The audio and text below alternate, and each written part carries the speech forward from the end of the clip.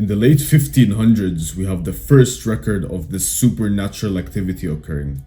There was a man named Dr. Faust. He was a doctor, right? And he pretty much had many things he wanted. But something needed to change. He wanted something more. He wanted something greater. He wanted a form of unlimited power. So in the late 1500s, around 1596, Dr. Faust sold his soul to a devil named Mephistopheles. And he sold his soul in exchange for unlimited power and unlimited pleasure. This was the first recorded ever record of someone selling their soul, and this would go on to change the entire course of humanity. Do you know what makes me special? I'm a queer.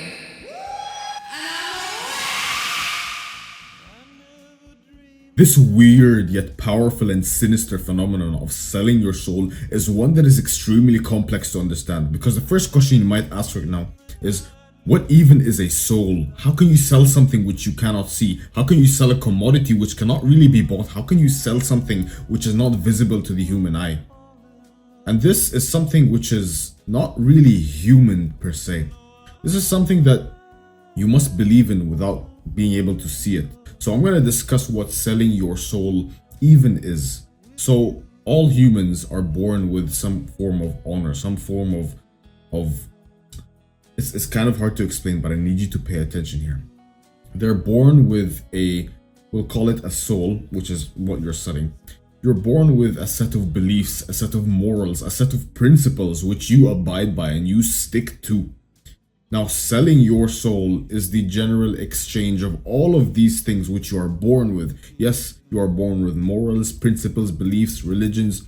All of us are born with these things, and it is the exchange of everything you have ever known, almost an identity, a complete exchange, a giving away, just completely throwing it away for another thing.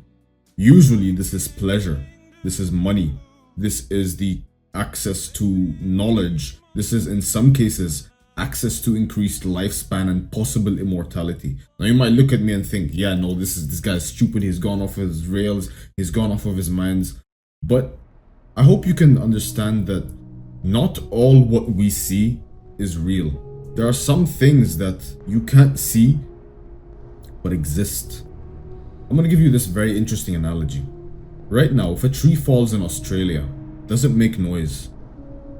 Even though we can't see the tree and we can't hear the tree, if a tree falls in Australia right now and I'm in Canada, obviously I won't be able to hear it.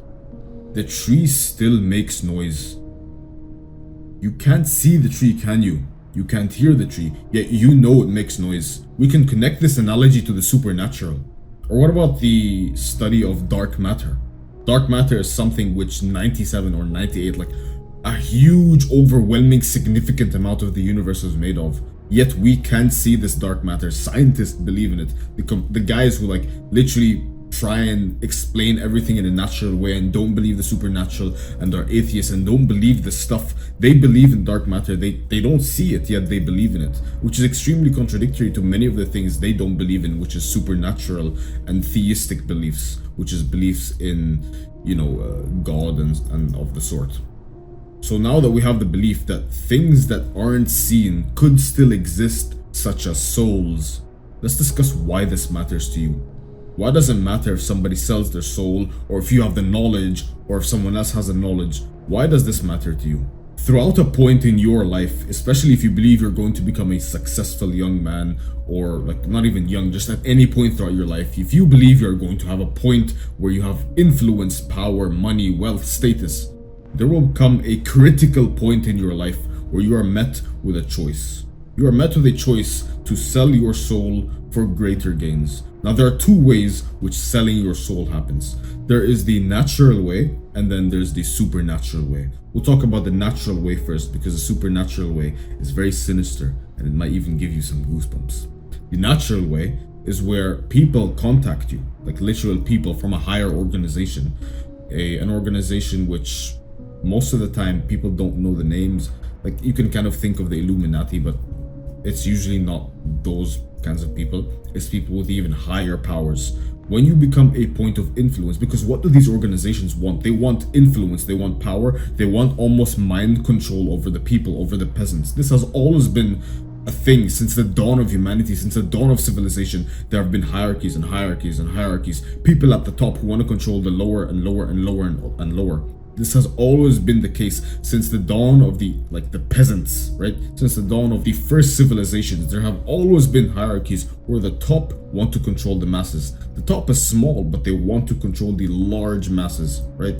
This has always happened. And so you, as a person of influence, are going to be contacted by an evil organization. And this organization may or may not be evil, because here's the thing. To control a group of people is to set them as sheep. Now, sometimes sheep, well, they are sheep, but maybe is it better for them to be sheep? Is it better for them to be incognizant? Is ignorance bliss sometimes? This is a question only you and your own morals can ask. We have these higher-ups who want to control these people, and you will be contacted by them, whether it's the Illuminati, some kind of other hidden organization, some kind of other group, some society, some secret society that contacts you, and they're gonna ask you. And this has happened to many people. Some of them and some of them admitted it online. They'll be contacting them and they'll ask them to completely change their identity, to follow the rules and beliefs of the secret society, and to almost propagate propaganda messages that originate from the secret society, to force these sheep into submission and into control. Think about it. You look up if I said some bullshit to you and made it convincing, because these secret societies, they make the thing sound very convincing. If I made the thing sound convincing to you, you would listen. You would listen. How many people have I influenced? How many people have I made a full guide on, and they commented and they say, oh, you changed my life, you saved my life. What if I had some sort of evil propaganda that I've been contacted with by higher elites, and they made it convincing for you to listen? That happens all the time. It happens all the time in our modern world. And this is something very, very sinister, because a lot of the times you don't know who's contacted. You can't tell who is soulless and who has a soul. But I will tell you the symptoms of a man or a woman who is soulless. Now let's say this person accepts the idea, the contract, because it's usually a contract. And this contract is, you don't really see papers of it, but it is a contract where you basically give up your whole identity. You become slaves to these higher masters, and what you are promised and given is greater gains, money, influence, everything. And this is where you see a lot of creators start blowing the fuck up, especially in the music industry. And we're gonna talk about that in a second. The music industry is a demonic circle jerk, basically. It's literally a demonic circle jerk. I'm gonna show pictures down the line of people we're gonna speak about. You will actually get goosebumps, because the people we're gonna be showing you, they're not musicians, they're demons.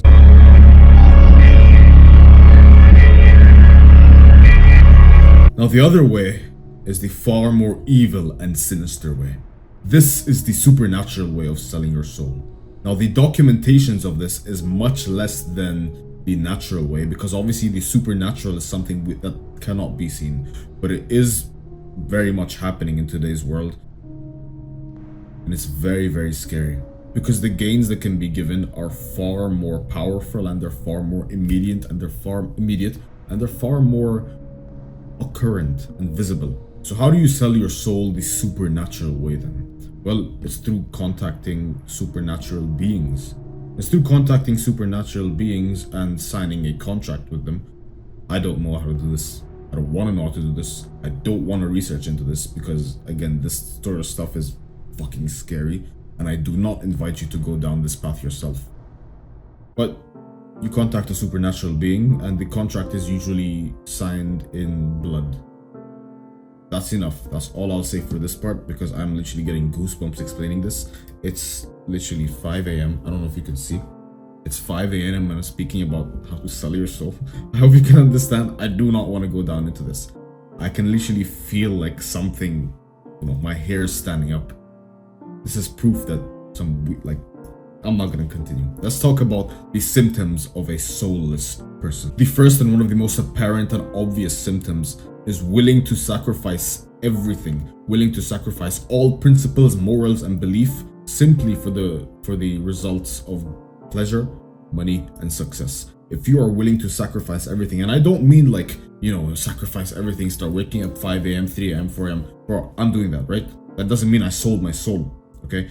You're willing to sacrifice your principles, your morals, your beliefs, everything you believe in, almost your identity. If you're willing to sacrifice your identity for like these simply worldly gains of pleasure, money, and success, that's a huge sign that that person is soulless. And by the way, the reason I'm telling you the symptoms of being soulless is because, trust me, you want to avoid these people.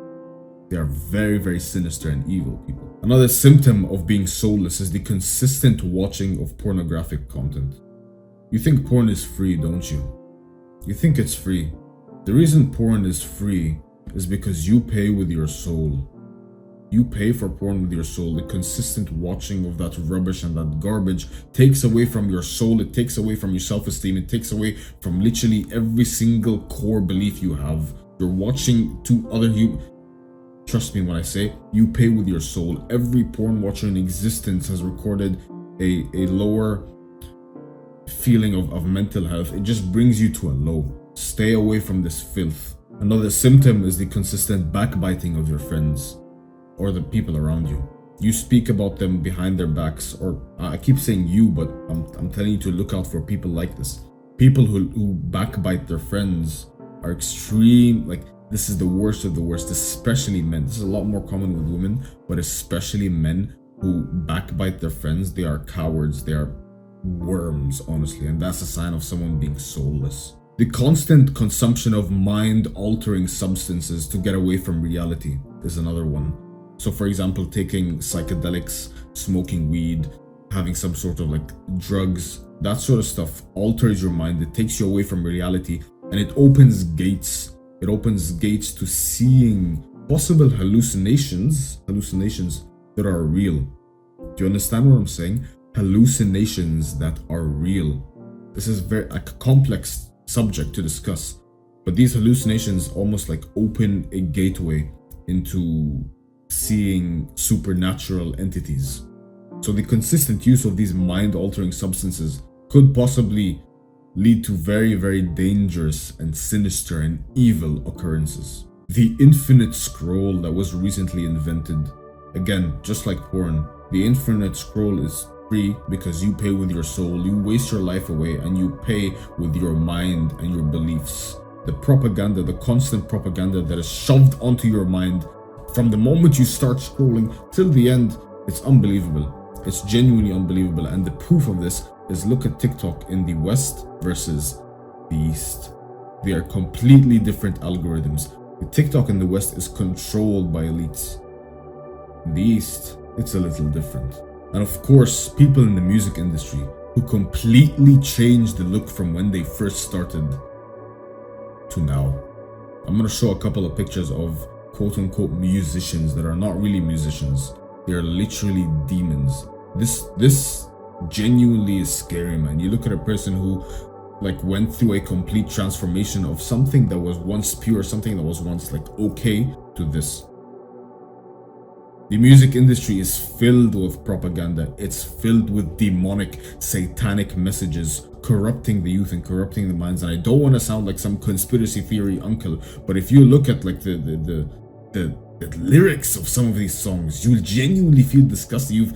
You have like people talking about like, oh yeah, my pussy stank, I'm so proud of it. And yeah, I saw, like, you literally will see lyrics saying, we sold our souls, or I sold my soul to the devil. I sold my soul to the devil for a designer, they said. It's hidden right under our noses. And the thing is, if this, like, people speak about it to make it seem like, oh yeah, we're just bullshitting. No. They're saying it so it's right under your nose, so you just look past it. This shit is real. The music industry is filled with people selling their souls. Started from nothing, they start blowing up to the moon. Because think about it, people in the music industry have so much influence over the world. Everybody listens to music, everybody listens to rap, everybody quote unquote relates to the lyrics. It's extremely relatable to the masses, right? And especially the youth, which is the most important generation if you want control. It's the youth. It's the people aged 5 to 15. You want control of those people. Not even 15, 5 to 25. You want control of these people. The masculine youth especially. It is the best group to take control of if you want control over society. Another symptom is not believing in spiritual warfare. Or basically another way to say this is not believing in, how there's like the devil and the supernatural evil. Well, it's not believing in the opposite. It's not believing in God. It's not believing in heaven. It's not believing in angels. And it's not believing in spiritual warfare. Spiritual warfare is basically the war against our souls, the war against our beliefs, the war against our principles, and people basically just forcing us to believe things like so that we get herded, basically.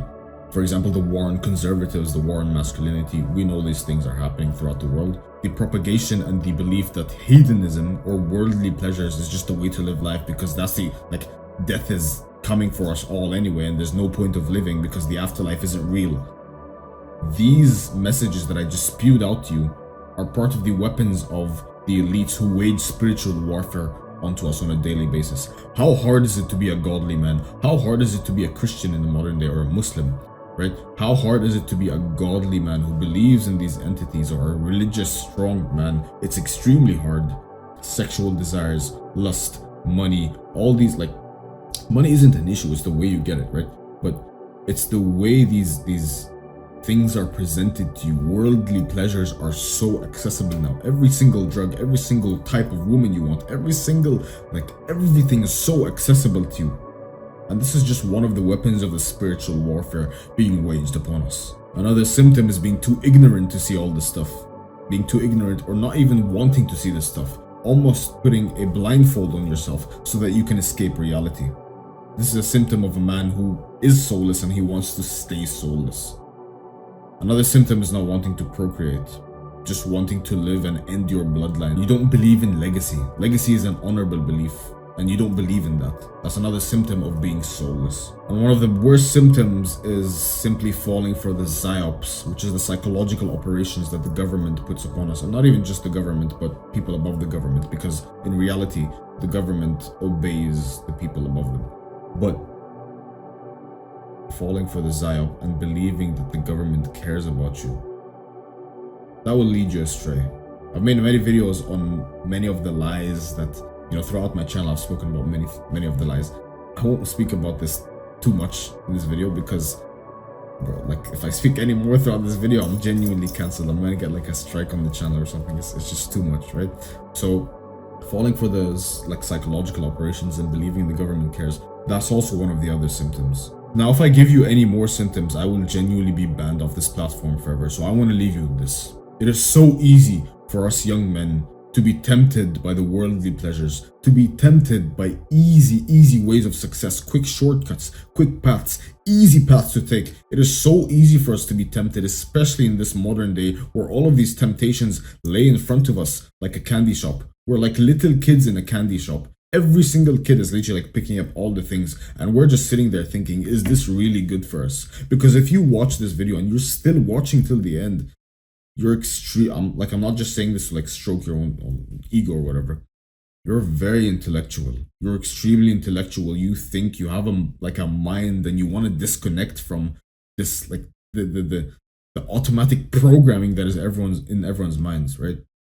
It is so easy for us to be tempted and to be destroyed and swayed by all of these worldly substances, especially because all the other people, or we'll say in this case, sheep, easily get swayed. And just like a droplet in the ocean of water, we follow the other droplets of water, just like waves. It is so easy for us, isn't it? But here's the thing. There's only one thing you